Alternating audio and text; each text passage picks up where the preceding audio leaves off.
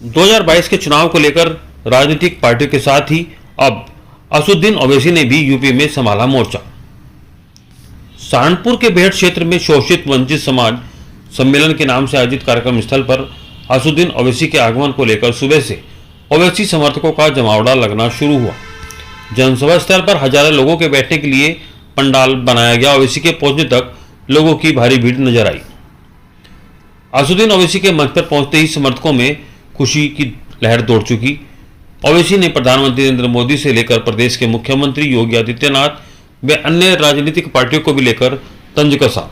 देश में कई लाख महिलाओं को उनके पति के छोड़ने के बाद अलग रह रही हैं। ऐसे ही कार्य प्रधानमंत्री नरेंद्र मोदी द्वारा किए जाने को लेकर तंज कसा गया। इसके साथ ही मुसलमानों को एक होने की सलाह दी गई। ओवैसी ने कहा कि देश में मुस्लिम वोट को सभी राजनीतिक पार्टियों ने केवल उपयोग किया है, जिसके बाद उनके हक की आवाज कभी किसी राजनीतिक पार्टी ने नहीं उठाई। लेकिन अब समय आ चुका है कि लोगों को एक साथ मिलकर बढ़ना है। ओवैसी ने कहा कि आज हिंदुस्तान में मुसलमानों की स्थिति दलितों से भी बदतर है। उत्तर प्रदेश में सपा व बसपा द्वारा केवल मुस्लिम वोट को लेकर राजनीति करने की बात की। किसी भी प्रदेश में मुस्लिम लोगों पर अत्याचार होता है तो कभी किसी भी पार्टी के नेता की मुस्लिमों के हक में आवाज नहीं आती।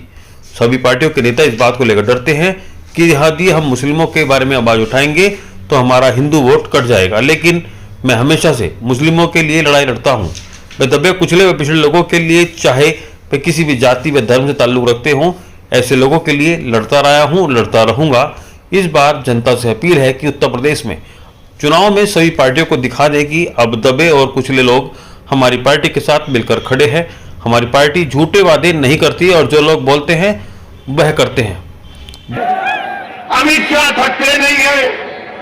हम बाबा से, योगी से, मोदी से पूछना चाहते हैं, 29 दिसंबर को सहारनपुर में आंख के कैटरैक्ट का ऑपरेशन हुआ था, तुम्हारे पीछे खड़ा, तुम्हारे पीछे, जिसमें से 27 लोगों की बीनाई चले गई। बताओ योगी आदित्यनाथ, ये आपकी सरकार में आंख का ऑपरेशन हुआ कैटरैक्ट का, सबकी बीनाई चले गई 27 लोगों की। तो अमित शाह बोलेंगे निजाम, एन से नसीमुद्दीन कह दिया, आई से इमरान कह दिया, जेडे से आजम खान कह दिया और एम से बहरहाल कुछ कहा, हाँ उनका नाम कह दिया।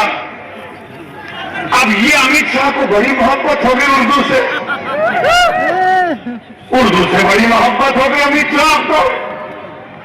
आपका निजाम, अरे हम तो ये तय कर रहे हैं कि उत्तर प्रदेश के हाकिम वक्त को बदलेंगे इंशाअल्लाह ताला।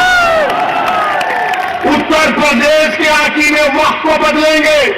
और नरेंद्र मोदी, हम आपसे कह रहे हैं कि नरेंद्र मोदी के 3 यार हैं। नरेंद्र मोदी के 3 यार हैं। हमारे साथ बोलिए, एक ड्रामा, दूसरा फसाद, तीसरा अत्याचार। नरेंद्र मोदी के 3 यार, ड्रामा, फसाद, अत्याचार। अब अमित शाह का जवाब देना है, हम किसी का कर्जा बाकी नहीं रखते। अब नसीमुद्दीन का नाम लिए कांग्रेस पार्टी तो नहीं बोलेगी, बोलेंगे नसीम का नाम लेंगे तो हमारे वोट नहीं मिलेंगे।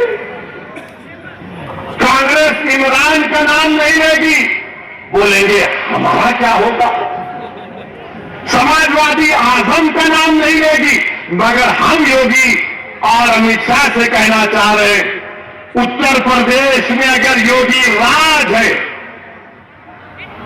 योगी राज है ना, तो राज अंग्रेजी में आता है RAJ, होता है ना।